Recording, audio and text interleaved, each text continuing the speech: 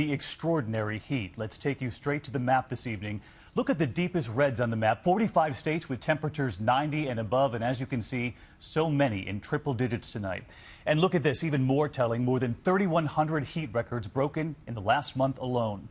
This evening in Baltimore, workers are giving out ice to neighbors in North Carolina, a mother and her baby standing in front of this giant fan.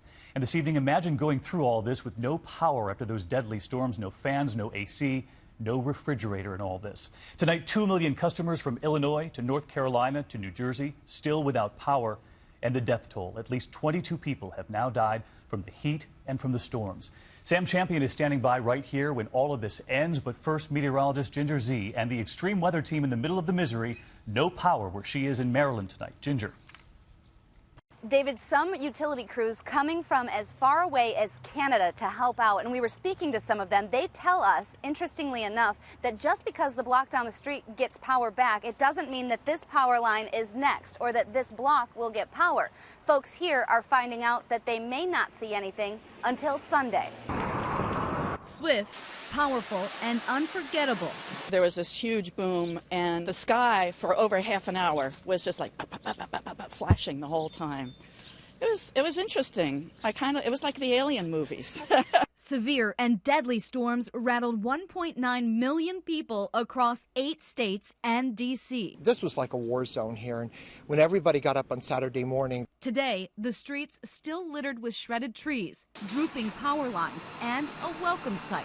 The workers who are going to make this all better. Do people look at you like you're Santa Claus? No, a lot of them's upset. They haven't had their power for a while.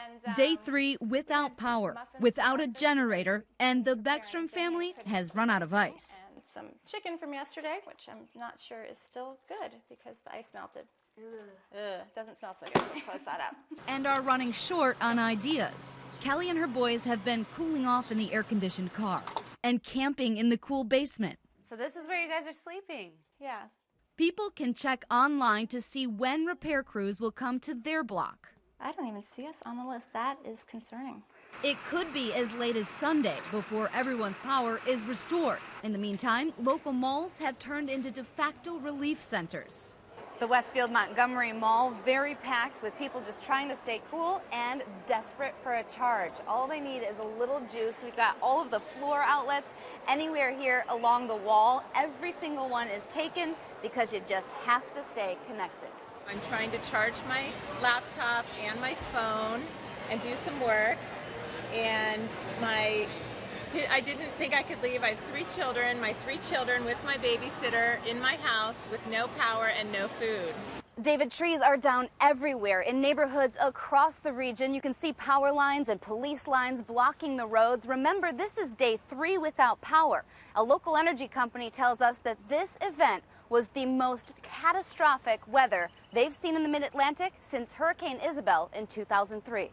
All right, Ginger Z leading us off day 3 without power. I want to bring in Sam Champion. Sam, this has really been something. Any relief in sight? It's tough to call it relief because the temperatures are a little bit cooler in some places today, David, but we are headed back to heat. We're just not going to see the all-time record-breaking heat, 105, 106, like we saw last week. Let me show you where the heat's starting today. It comes right back into the middle of the country, so very few places there got the break. And where you see the bright red, those heat index levels today, even into tomorrow, 110 to 115. That's what it's going to feel like. Now, areas east that got a little bit of break today will pick up the heat again. Look at New York City going back into the 90s by the time we get to the holiday on Wednesday, and even after that Thursday, and then it continues on into the weekend. D.C. the same. Chicago, really no difference. I got to tell you, just slightly cooler day. All right, Sammy, we'll see you first thing in the morning on GMA.